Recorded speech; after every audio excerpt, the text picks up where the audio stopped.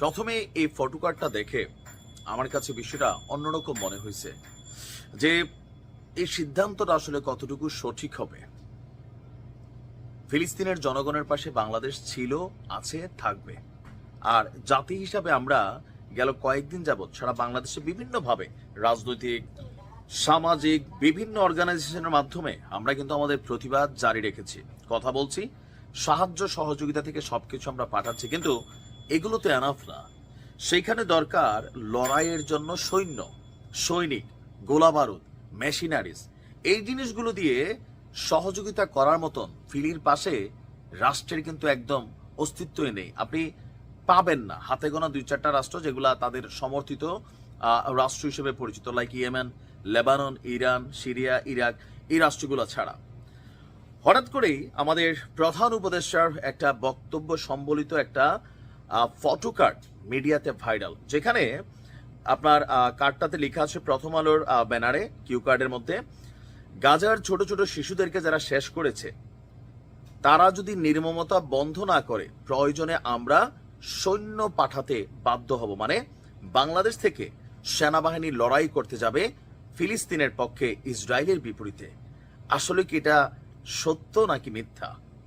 দেখেন, অনেক কন্টেন্ট ক্রিয়েটররা আছেন যে বিষয়টা মার্কেটে ভাইরাল হয়, এইটার ইস্যুতে একটা ইস্যু ক্রিয়েট করার জন্য তারা কিন্তু এরকম ভুয়া গুজব নিউজ ছড়ায়। ডক্টর মোহাম্মদ ইউনূস যদি তিনি সুস্থ মস্তিষ্কে যতক্ষণ জিন্দা আছেন, জীবনেও তিনি বাংলাদেশের রাষ্ট্র ক্ষমতায় থাকলে সেনাবাহিনীকে পাঠানোর জন্য ভুলেও চিন্তা করবেন যে কেন ভাই।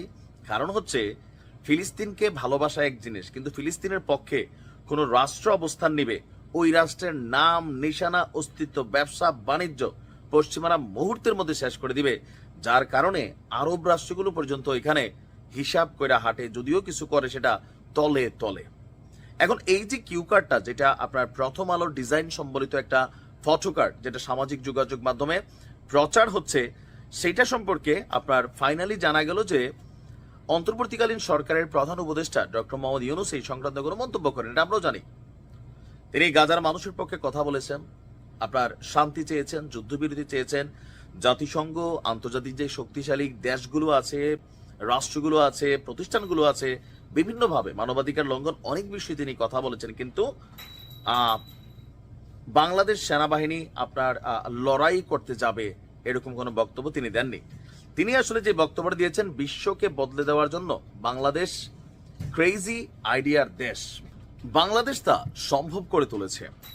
এই বক্তব্য দেওয়া যে অরিজিনাল ফটোকার্ডটা, এইটাকে এডিট করে পাশের লেখাটা সরাইয়া সেখানে বসাই দেওয়া হয়েছে, এই যে গাজার ছোট ছোট শিশুদের যারা শেষ করছে তাদের নির্মমতা বন্ধ না হলে প্রয়োজনে আমরা সেনা পাঠাতে বাধ্য হব। প্রথম আলোর লোগো দিয়া এই কাজটা করছে, অনেকেই মুহূর্তের মধ্যে এটা ভাইরাল করে ফেলছে।